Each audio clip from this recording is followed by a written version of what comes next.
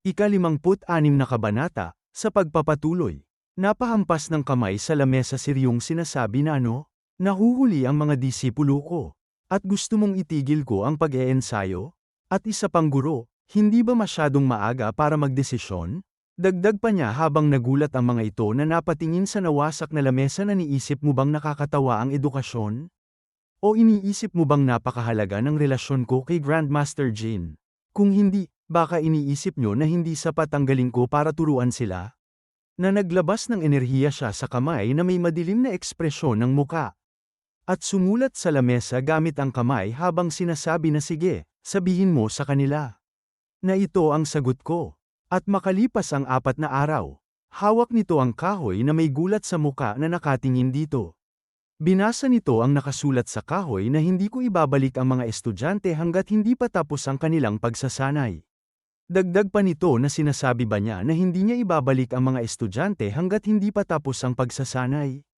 Sinalat niya ang kahoy na sinabi pa na ang paraan ng pagkakasabi niya ay ambisyoso at kahanga-hanga. Nakaukit siya ng makapangyarihang sulat gamit lang ang kanyang mga daliri sa solidong kahoy. Natatakot ang dalawa na sinabi ng isa na isang makapal na mesa yon. Gamit lamang ang isang hintuturo, inukit niya ito na parabang sumusulat lang sa putik, tapos hiniwa ang mesa sa parisukat at inihagis sa amin. Tapos sinabi niya, na naalala ang mga nangyari noong hinagis niya ang kahoy sa mga ito habang sinasabi ni Ryo na dahil mukhang tapat ka naman, gusto kong makuha mo ang gusto ko. Sinalo nito ang kahoy na may gulat sa muka, na nakatingin sa kanya ang isang sinabi na alin yon. At ano ba ang sinasabi mo? Na malakas niyang sinabi sa mga ito na mga nakaka-boring na tao. Sinasabi mo ba na nagpapanggap ka lang na may malasakit sa mga bata? Hindi mo pa ba naiintindihan ang ibig kong sabihin? Na muli na naman siyang kuminang na sumanyas ng pera na sinigaw niya sa mga ito na. Ang mga salitang puno ng pag-aalala ay mura lang na simpatsya at pagkukunwari. Ang isang mahalagang puso ay dapat samahan ng bagay na may halagang pera. Balik sa mga ito na nanlulumong sinasabi na sinabi niya na gusto lang niya makatanggap ng subsidy, dagdag pa ng isa na hindi lang yon. Gusto rin niya ng karagdagang kompensasyon. Na naalala pa ng mga ito ang sinabi ni Ryo na huwag kang mag-alala, magiging sulit ang mga puhunan mo, kahit na nahihiya ako ng kaunti nang una kong makilala ang mga batang ito. Pero ano ang magagawa ko? Ngayon gusto ko na ipagpatuloy ang pagsasanay sa kanila. Na sinabi naman nito na patuloy na nakatingin sa kahoy na kaya sinasabi mo na tumakbo sila ng araw at gabi dahil wala silang mga bantay o alipin. Ibinagsak ang kahoy na sinabi pa nito na huwag kang mag-alala. Gaya ng sinabi niya, ang subsidy ay ganap na kailangan para sa mga batang Jujak team, kaya hindi mo kailangang maging kuripot tungkol dito. Bagkus, nakaramdam ako ng konting ginhawa na gusto niyang alagaan sila. Dagdag pa niya sa mga ito na sa anumang kaso, pareho kayong nahirapan na magmadali mula sa tiyon sa loob lamang ng 4 na araw. At mukhang mahirap tumayo mag-isa para sa inyong dalawa. Pero dahil wala nang mas agarang issue, makakapagpahinga na kayo ngayong araw. Natahimik lang na nagkatinginan ang dalawa. Na sinabi pa nito na sa totoo lang may isa pa akong bagay na kailangan mong malaman. May idinagdag pa siya, na naiisip nito ang sinabi ni Ryo habang napahawak sa babang sinabi na pero teka. Ano bang ibig mong sabihin na nahuhuli ang mga bata ko? Narinig ko na may ibang grupo na nagsasanay sa ibang lugar, mas magaling ba sila kaysa sa mga estudyante ko? Na sumagot ang mga ito sa kanya na kahit na maliit lang ang diferensya, sa simula pa lang, mas mahina ang performance ng Jujak Group kumpara sa ibang grupo. Dagdag pa ng isa na kaya sobrang na-excite ako tungkol sa training na ito para sa kanila. Natural, ang pagkakaiba sa kasanayan. Malakas na hinampes niya ang lamesa na ikinawasak nito habang sinigaw na hindi na ako magtataka, kaya pala mukhang mahina at kawawa sila. Paano mo nagawang pabayaan ang mga batang ito sa kahirapan at walang pakialam? Hindi ko akalain na ang Chienmo Academy ay magiging ganoong klaseng lugar. Na ikinagulat nito nang tuluyan ng nawasak ang lamesa. Napaturo pa siya ng daliring sinabi na hindi ko kayang ipagpatuloy na hayaan ito. Kaya makinig kayong mabuti. Ako na ang bahala sa mga estudyante ko at sasanayin ko sila ng isa pang buwan. Tumugon ang mga ito na may gulat sa mukha na oo. Na nagulat din ito sa kanyang narinig na napasabi na at pagkatapos sinabi ng mga ito sa kanya na pinagpapawisan na, patawad po. Nagulat naman siya na napasabi na ano? Bakit lahat kayo ganyan mag-react? Hindi ba normal lang na tumakbo ng masigla tuwing may pagkakataon para lumakas? Namuti ang mga mata nito na napasabi na Diyos ko. Maaari kayang, ang impyernong ito ay hindi matatapos at sa halip ay magpapatuloy pa ng isa pang buwan. Na sinabi ni Gangsang na well, yun na nga. Titigil kami sa training o, akala ko may pagpipilian kami. Hindi ko inasahan na hindi matitigil ang training, sa halip ay pinalawig pa ang panahon. Sinabi naman sa kanila ni Ryo na sino ba ang gustong tumigil sa training. Bukod pa doon, kung isa sa alang-alang si Dang Sam, hindi ba natural lang na pahabain ang panahon? Napatingin ang dalawang ito kay Moonhye habang may kinukuha sa manggas na sinabi sa isip na Moonhye. Ano ang plano mong gawin? Sinabi pa sa kanila ni Ryo habang itinaas ang dalawang daliri na sinasabi niyo ba na kayo ay sapat ng malakas at may talento kaya hindi niyo na kailangan ang training ko? Ayon sa patakaran, dapat bumalik si Dang Sam sa oras na magising siya. Dahil hindi siya makapagsanay, kayo ba ang mananagot kung patuloy siyang magdurusa habang buhay? Na sinabi sa kwento na kung susundin nila ang patakaran at ibabalik si Dang Sam, titigil ang kanyang pagsasanay. Dahil hindi na siya lalakas pa. Mapapariwara ang kanyang buhay. Posibleng magdusa siya dahil sa pambubuli o dahil sa kanyang kahinaan. Sa ganitong sitwasyon, tinatanong niya kung sino ang mananagot sa magiging kapalaran ni Dang Sam. Dagdag pa niya sa kanila na kung uuwi kayo ngayon, hindi ba ibig sabihin noon ay inaagaw niyo ang pagkakataon kay Dang Sam na maging malakas? Na napasabi naman sa isip si Gangsang na sigurado naman yon. Na sinabi naman sa isip ni Yang Ho na hindi ba ito parang pamimilit? Dagdag pa ni Moonhye na bakit kailangan kong manatili sa impyerno ng isa pang buwan dahil lang sa hanggal na yon. At pagkatapos sinabi ni Jin na Master, pwede ba kitang tanungin ng ilang bagay? Na sinabi niya na kumpirmado ba talaga lahat ito ng Chienmo Academy? Dahil wala kaming nakitang kahit sino mula sa academy nitong nakalipas na 4 na araw. Dagdag pa ni Gangsang na hindi ito dahil sa pagdududa namin sa mga intensyon ng Master. Kundi dahil obligasyon naming sumunod sa mga desisyon ng Academy. Na sinabi sa isip ni Okyong na magandang tanong yon. Na sinabi naman ni Sansan sa isip na magaling. Ituloy mo lang yan. Na napatingin lang si Hyunwon na nakasimangot. Nakakrus ang kamay niya sa katawan na sinabi niya sa kanila na ha. Katawa-tawang tanong yan. Tapos na yon noong sandaling nagpa siya ako 4 na araw na ang nakalipas.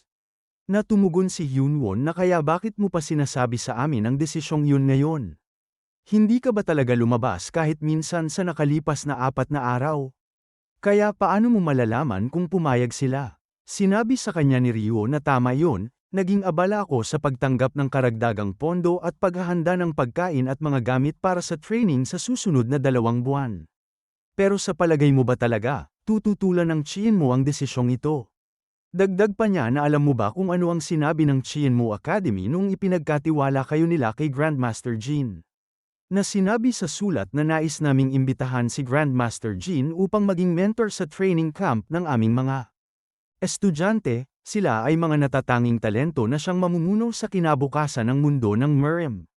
Umaasa kami na tuturuan mo sila sa anumang paraang nakikita mong angkop. Dagdag pa niya sa mga ito na sinabi nila na kung kaya niyang paunlarin ang inyong mga kasanayan, maaari niyang gamitin ang kahit anong paraan upang mapataas ang inyong lakas. Nagulantang ang mga ito na sinabi pa niya na at saka, talaga bang inisip niyo na sasalungat sila sa pagbibigay sa isang tao tulad ko ng isa pang buwan para sanayin kayong lahat? Bukod pa doon, dahil naibigay na ang subsidy, hindi ba ibig sabihin tapos na ang usapan? Pinagpawisan ang mga ito nang marinig ang sinabi niya. Na napasabi si Gangsang sa isip habang napahawak sa ulo na hindi ito maari. Ngayon, kahit gusto pa nating magprotesta, wala na tayong magagawa. Nakangising sinabi pa ni Ryo sa kanila na itinuro ang kanyang daliri na kung tutuusin, dahil doon, inihanda ko na ang natitirang bahagi ng training session kaya may aabangan kayo. Para sa mga mukhang mas nangangailangan pa ng training, doblehin ko ang training ninyo, kaya makakaasa kayo. Na umiiyak ang mga ito, na napataas ng kamay si Gangsang na teka, may isa ba sa atin na kailangan ng dobleng training? Nabumubula ang bibig ni Nohak habang sinasabi na Diyos ko, tapos na tayo. Sinabi ni Ryo na makikita si Nohak sa likod at si Dang Sam na syempre, ang mga hindi nakatiis sa nakaraang training ang siyang dodoblehin ang training, bukod sa kanila, makakapagpahinga na ang iba. Upang maging malinaw, sila ay sina Nohak at Dang Sam. Dagdag pa niya na itinuro nitong sinabi na paano kaya kung kayong dalawa ni Jin. Namutla ang mga ito na napasabi si Gangsang na ako, pero wala na akong libreng oras. Master, na sinabi naman ni Jin na Master, siya na lang please. Huwag mo na akong isama. Na sinabi sa kanila ni Ryo na hindi. Ang sa akin lang, parang kayong dalawa ay may maraming libreng oras, ganun ba? Pero gusto kong bigyan kayo ng mas maraming training. Napatikom ng mahigpit ng kamao si Jin na nakatingin sa kanya. Habang napasimangot naman ang mukha si Sansan na binubulong na nai-imagine ko na agad ang paparating nilang paghihirap, dagdag pa ni Hyunwon na wala na, hindi na maiiwasan ito. Buwisit, kakayanin ko ang impyernong ito kahit ano pa ang mangyari. Good luck na lang sa ating lahat. Pagkatapos sinigaw niya sa mga ito na ngayon kung ganoon, balikan natin kung gaano karaming training ang nagawa natin nitong mga nakaraang araw. Mula ngayon, lilipat tayo sa iba't ibang lugar at mag-e-enjoy sa pakikipaglaban kasama ang inyong master. Napasigaw ang mga ito na hindi ito maaari. At 2 araw ang nakalipas. Makikita ang silid na ito, na may nagsasalita na may isang tao agad akong naisip nang marinig ko ang ulat. Nanlaki ang mata nito na napasabi na ha, alam mo ba kung sino yun? Napahawak sa baba ito na sinabi na walang kasiguraduhan na ang taong sumusuporta sa kanila ngayon ay siya ring naiisip ko, pero marami ang pagkakatulad. Dagdag pa niya na isang tao mula sa Amisan, at isang first-class master ng Zhang at Quan, na kayang maglabas ng ganoong kapangyarihan gamit lamang ang kanyang mga kamay, may kakaibang personalidad at diretso kung magsalita, ngunit may kabutihang loob na tumulong sa mga sugatan o patay. Napapikit ito na napahimas sa balbas na sinabi pa niya na maliban sa pagiging malakas, isa siyang matandang ubanin na nagmamalasakit sa kanyang mga estudyante ngunit sabay ring pinapahalagahan ang pera. Ang nag-iisang kaibahan lang ay nawala ang kanyang mahabang balbas, kaya malamang ay ginupit niya ito. Dahil sa sobrang dami ng pagkakapareho, ligtas nang sabihin na siya at ang taong yun ay iisa. Nagulat ang kausap nito na sinabi pa ng clan leader na hindi ko kailanman nakuha ang pagkakataong malaman ang kanyang pangalan, pero siya ay isang napakalakas na tao, kaya makakasiguro tayo. Talagang nagbigay si Grandpa Jin ng isang kamanghamanghang regalo sa tiyan mo. Pero, naagad na tumugon ito na pero, ano yun? Naiisip niya si Ryo na sinabi niya na wala naman. May 2 siyang disipulo, isang lalaki at isang babae, iniisip ko lang kung ano na ang nangyari sa kanila. Pero kung tutuusin, marahil ay umabot na sila sa edad para lumayo sa kanilang master. Makikita ang silid na sinabi pa ng clan leader na ang sarap muling makipag-usap sa iyo pagkatapos ng mahabang panahon. Tumawa ito na tumugon na okay, kung ganoon. At pagkatapos sumuntok sila pareho sa kamao na bahagyang yumuko, na makikita na umalis na ito, na pinagmamasdan ng clan leader ng tahimik. Lumingon sa likod na sinabi na pumasok ka na. Nakapikit itong pinuksan ang pintuan. Umupo ang clan leader na sinabi niya dito na narinig mo na, di ba? Ano sa palagay mo? Tumugon ito na sa tingin ko rin, siya rin ang parehong tao. Pero noong panahong yon, noong huling pagtatanghal niya, sinabi na umalis na ang bata sa bundok, kaya ang kanyang master ang tiyak na nanatili. Dagdag pa niya habang naiisip ang mga bata na dahil nandoon sila, baka kaya nating malaman kung nasaan ang bata. Dapat ba tayong magsiyasat? Tumatanggap din sina Gangsang at Sansan ng mga aral mula sa master na yun, maaaring posible na tahimik na magsiyasat sa pamamagitan nila. Nakatingin ito sa ibaba na sinabi niya na hindi, mas mabuti pang hindi natin alam kung nasaan ang bata. Dahil matagal na silang tahimik, maaari nating asahan na hindi pa rin nila alam ang pagkakakilanlan ko, o ni Yeren. Kung ganoon nga ang sitwasyon, wala na talagang dahilan para ilantad natin si Yeren sa kanila. Makikita ang bibig nito na nagsasalitang sinasabi na sa halip, ang gusto ko ay kabaligtaran. Umaasa ako na ang batang si Yendi ay hinding-hindi na muling lalabas sa harap ni Yeren. Nagpalabas ng enerhiya ito na magkasalubong ang kilay nitong nakatingin na sinabi pa na gusto kong alisin ang kahit ano, at lahat ng bagay na nagpapaalala sa akin ng panahong yun. Ganun din para kay Yeren, gusto kong makalimot siya sa mga alaala na iyon magpakailanman. Sumuntok ito sa palad na bahagyang yumuko na sinabi niya na oo, naiintindihan ko. At pagkatapos sinabi niya sa isip na ang ibig niyang sabihin ay gawin namin ang lahat ng makakaya natin para hindi lumitaw sa harap ni Lady Yeren ang batang si Yeonbi. Pero sa totoo lang, hindi namin dapat isipin yun kung isa sa alang-alang ang mga isinakripisyo niya para kay Yeren noong panahong yun. Gayunpaman, ang pag-aalis ng mga alaala ng aking binibini. Posible ba talaga yun, na makikita ang silid na ito? Isang babae ang tinitingnan ng pang-ipit ng buhok habang hawak niya ito. At pagkatapos ay ibinaba niya ito.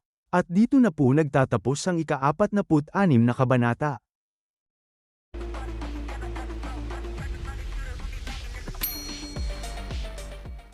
Ika-57 kabanata, sa pagpapatuloy. Tumugon ito habang sumuntok sa palad na sinabi na oo, naiintindihan ko. Dagdag pa niya sa isip na ang ibig niyang sabihin ay gawin natin ang lahat ng makakaya natin para hindi lumitaw sa harap ni Lady Yeren ang batang si Yeonbi. Dagdag pa niya na may seryosong mukha na pero sa totoo lang, hindi natin dapat isipin yun kung isa sa alang-alang ang mga isinakripisyo niya para kay Yeren noong panahong yun. May hawak na token ng clan leader na sinabi nito sa kanya na pero masyado nang mabigat yun para sa ating mga tauhan. Bukod pa doon, hindi rin tayo basta-basta makakapagpadala ng mga escort sa academy. Inabot niya ito habang sinasabi na gamitin mo ang shadows. At pagkatapos makikita ang lugar na ito kung saan ay umuulan. Ipinakita ang token sa lalaki na sinabi niya na 2 plato ng dumplings para sa 2 tao, pakiusap. Lasing na ako, kaya aakyat na muna ako. Na nakatingin ito sa kanya na napangalong baba.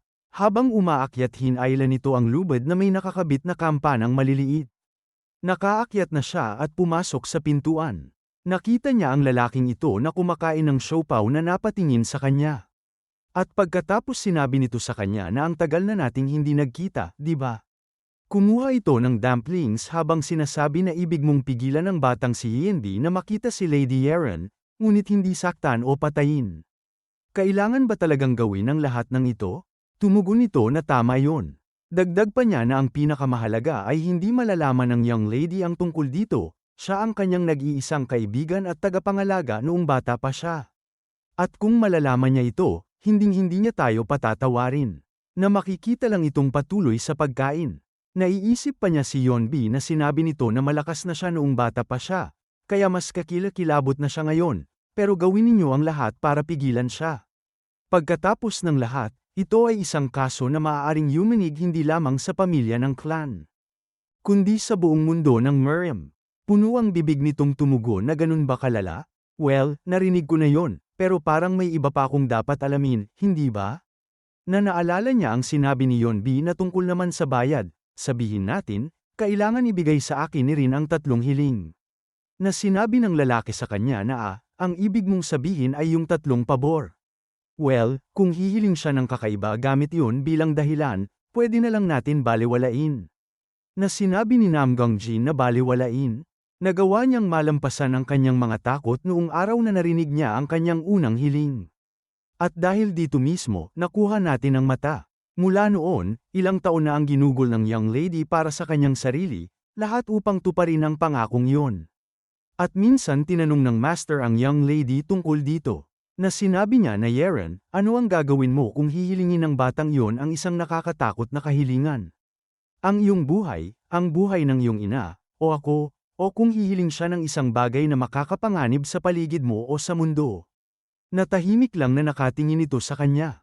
Pumikit na yumuko si Eren na sinabi sa kanyang ama na hindi hihiling sa akin ng ganoong bagay si Yeonbi. Pero kung sakaling hilingin ni Yeonbi ang ganoong bagay, kaya dapat may napakagandang dahilan siya para gawin yon. Kaya tutuparin ko ang aking pangako. Maliban na lang kung ilalagay nito sa panganib ang aking mga magulang. Agad na napahawak sa kamay niya ito na sinabi na ano? Pero paano kung ilalagay nito sa panganib ang iyong buhay? Naiisip niya si Yeonbi na sinabi niya na ama. Nang iligtas ako ni Yeonbi, hindi siya nag-atubili kahit isang saglit. Kung hindi dahil kay Yeonbi, wala na siguro ako sa mundong ito ngayon. Dagdag pa niya na kaya hindi rin ako mag-aatubili. Kung para kay Yeonbi, uminom ito ng alak na sinabi na hindi man lang totoong pangalan ang Yeonbi, anong klaseng peking relihiyosong pangalan yon? Kahit paano, siguradong magiging mahirap ito.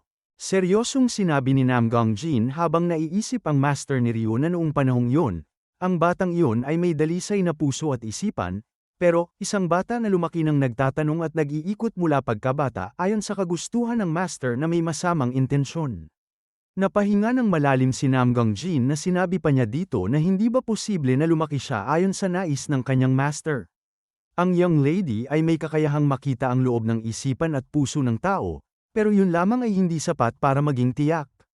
Dagdag pa niya na kahit walang tiyak na kasamaan o sabuatan, tiyak na mangyayari ang aksidente anumang oras, kung mangyari ito habang ang batang yun ay naliligaw mula sa tamang landas. Katulad niya, baka kailangan nating piliin ang pinakamahirap na desisyon na maaari. Na may lungkot sa mukha nito na tahimik na tumungo. At pagkatapos ay tumingin kay Namgang Jin na sinabi niya na kung tinutukoy mo si So Chon, matagal na mula noong araw na yon. Parang nawala siya mula sa mukha ng mundo ng Miriam. Dagdag pa nito habang napapikit si Namgang Jin na na-shock din ako nang marinig ko ang ginawa niya. Sa anumang paraan, subukang huwag gumawa ng labis na delikado. Natumugon siya na gagawin ko yon. Tumayo na ito habang sinasabi na siguradong sabik ang master na makita si Yeren muli. Dagdag pa niya habang naglakad na 2 taon na ang nakalipas, nagsimula si Lady Yeren ng kanyang training sa ilalim ng isang master. Na nagtatakang nakatingin lang sa kanya ito. Makikita ang bukas na bintana na sinabi pa ni Namgang Jin na upang matupad niya ang kanyang pangako. Na naalala pa niya noong hawak ang kamay ng kanyang anak na sinabi nito na 1 taon pa lamang mula nang lumayo ka sa iyong ama. Kahit malakas ako, hindi na kayang tiisin ng iyong ama ang kalungkutan ng ganito katagal. Na kung namimiss mo ako, umuwi ka paminsan-minsan, ha? Natumugon ito sa kanya na oo, naiintindihan ko po ama. Sinabi pa ni Namgang Jin habang sinara ang bintana na ang pagbabago sa desisyon ng master. Nangyari ito pagkatapos umalis ang young lady, sa sumunod na tagsibol. Sinabi pa niya na isang maulang araw yon, katulad ngayon. Naalala niya na isang mensaherong tao ang dumating na sinasabi na ito ba ang bahay ni Miss Yeren? Ito ay isang regalo para kay Miss Yeren. Naalala pa niya noong makita ang regalo ng clan leader na ito ay napasimangot na naiinis na sinabi na yon ay isang araw na walang dapat ipagdiwang, lalo na ang kanyang kaarawan. At sa loob ng kahon na yon, isang pulang damit na eksaktong sukat para sa katawan ng aking lady. Napatungo niyang sinabi na ito ay isang wedding dress. Tumingin sa kanya ito na sinabi na at pagkatapos noon. Tumugon ito na tama, noong araw na yon, iyon nga ang araw na yon. Ang bastos na yon ay ngayoy bagong sotsyon matapos niyang patayin ang aking kapatid, at halos inihulog din niya ang aking lady sa isang walang katapusang nakakatakot na kailaliman. Nakasalubong ang kilay nitong sinabi kay Namgang Jin na parang ipinahayag na niya na magiging asawa niya si Yeren. Kahit nakasalukuyan siyang nagtatago, tiyak niyang mahahanap balang araw si Lady Yeren. Dagdag pa nito na alam kong baliw siya, pero sobra na ito. Natumugon sa kanya si Namgang Jin na tama, baliw nga siya. Sa huli, ang aso ay mananatiling aso. Dagdag pa niya na makikita ang seryoso niyang mukha na bawat taon mula noon, tuwing dumarating ang araw na yon. Maaaring sa paligid ng manor ng master, o sa kalapit na nayon, o kahit mula sa malayo. Nang inutusan ako ng master na gumawa ng isang utos ilang araw na ang nakalipas. May isang tao na may dalang kaong gawa sa kahoy na lumapit sa akin. At tulad ng dati, mayroong pulang wedding dress sa loob ng kahon. Na para bang akma sa katawan ng aking lady na lumalaki bawat taon, ito'y ginagawa ng bahagyang mas malaki kaysa sa nakaraang taon. Nagulat ito na napatingin ng tahimik sa kanya. At iniimbestigahan ko ang mga taong nagpadala ng kaong gawa sa kahoy, ngunit lahat sila ay mga karaniwang manlalakbay, naglalakbay, o mga taga-baryo lamang. Magkasalubong ang kilay nito na sinabi sa kanya na siguradong gumamit siya ng magkakaugnay na utos para hindi na masundan pa. Alam ba niya ang tungkol dito? Tumugon sa kanya si Namgang Jin na hindi niya alam, at hindi niya kailanman dapat malaman. Ang katotohanang itinago ng master ang dalaga sa loob ng 5 taon, yun din ang dahilan kung bakit ako ay nagmamadaling ibinalik noong nakaraang taon at ipinadala sa Chienmo Academy noong nakaraang tagsibol. Sinabi sa kanya nito na mas mainam sana kung hinayaan na lang siyang manatili sa Jeonggak, dahil ang Jeonggak ay nasa distrito ng Jeonnam, mas ligtas iyon kaysa sa Chienmo. Umiling si Namgang Jin at sinabing nakapikit nito na kahit ganoon, makakarating pa rin ang kaong kahoy, at kung kikilos tayo ng kainahinala, baka sa halip ay tayo pa ang magturo kay Miss Yeren sa kanya. Jeonnam, isang ipinagbabawal na lugar para sa mga lalaki. Sa sakabutihang palad, dahil naipaalam ko na sa grupo ng mga tiktik ng maaga. Nagawa naming tiyakin at itago ang bagay na iyon ng palihim, at pagkatapos agad makumpleto ang mga paghahanda ayon sa utos ng master, tinipon ko ang mga piling mandirigma at dinala ang aking dalaga, gamit ang dahilan ng paghahanda para sa pagpasok sa tiyan mo. Napahawak sa baba ito na sinabi sa kanya na hindi ba't mas mabuti kung manatili siya sa isang lugar na madaling maabot ng mga mata ng master. Tumugon sa kanya si Namgang Jin na tama, pero para maiwasan na matunto ng baliw na iyon ang aking dalaga. Kinailangan gawin ang mahirap na pagpiling iyon.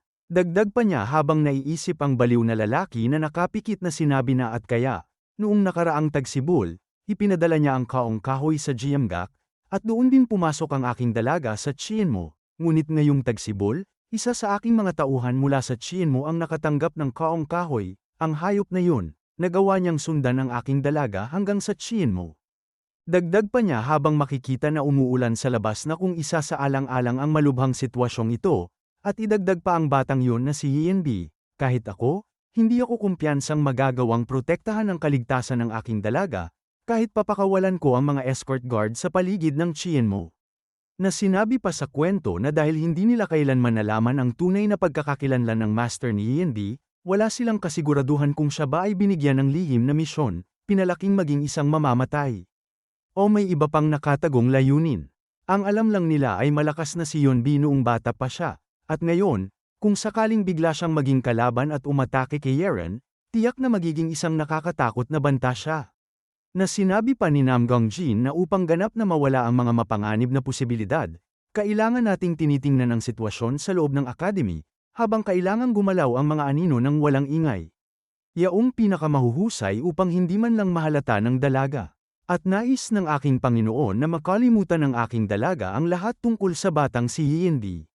Dagdag pa niya habang makikita ang silid na ito na pero syempre, ang pagbura ng mga alaala mula sa isip ng aking dalaga, iniisip ko kung talagang posible para sa kanya na makalimutan yon. Makikita ang isang babae na hinawakan ang pang-ipit ng buhok na sinabi ng isang tao na 7 taon na mula nang huli kong makita ang bagay na yan, mukhang pinahahalagahan mo pa rin ng husto. Sino mang makakakita niyan ay iisipin na galing yan sa iyong kasintahan. Siyempre, hindi magrereklamo si sister.